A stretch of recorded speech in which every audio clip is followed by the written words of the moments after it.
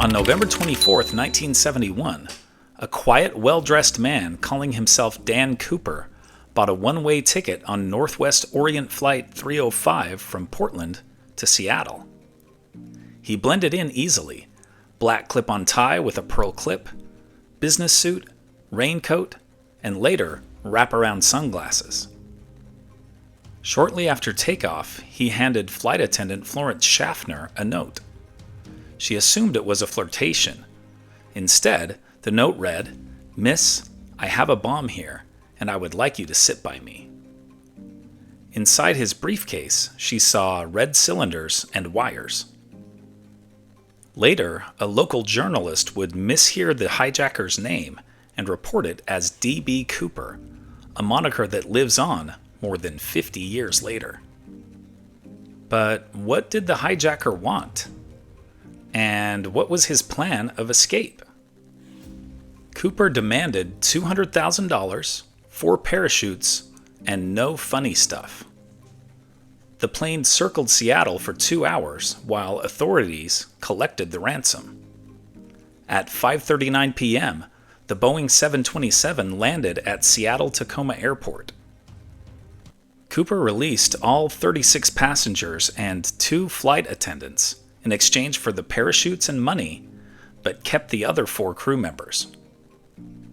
He ordered the pilots to take off and fly toward Mexico at low altitude, landing gear down, flaps at 15 degrees, and the cabin unpressurized. These technical details suggest either remarkable preparation or reckless confidence. 20 minutes after taking off, cockpit instruments recorded a sudden pressure change. Cooper had lowered the ventral stairs, a feature found on the 727 but uncommon on most other airliners. At 8:13 p.m., at an altitude of about 10,000 feet over southwest Washington, he jumped into a raging thunderstorm with winds over 100 miles per hour and temperatures below zero. He was wearing a thin suit, loafers, a raincoat, and carrying 21 pounds of cash. Most authorities believed Cooper could not have survived, but no body was ever found.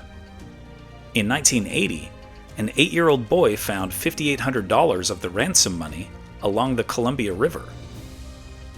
The FBI investigated more than 800 suspects, including skydiver Richard McCoy. But to this day, D.B. Cooper is still unidentified. It remains the only unsolved air piracy case in commercial aviation history. Here are other events that happened today in history. In 1807, Mohawk Chief Joseph Brant dies in Ontario, Canada at age 64 after a short illness. In 1859, British naturalist Charles Darwin's On the Origin of Species is first published. In 1960, Wilt Chamberlain pulls down 55 rebounds, breaking Bill Russell's NBA record. In 1963, Jack Ruby shoots and kills alleged Kennedy assassin Lee Harvey Oswald in Dallas. In 1974, the 3-million-year-old fossilized skeleton known as Lucy is discovered in Ethiopia. In 1986, Northern Ireland's Giant's Causeway is named a UNESCO World Heritage Site. In 2021, all 3 defendants in the murder of black jogger Ahmaud Arbery are found guilty.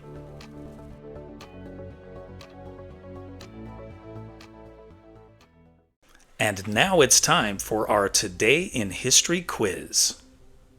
What was the colorful name of the ship that sank in 1120, killing the heir to the English throne? The Black Ship?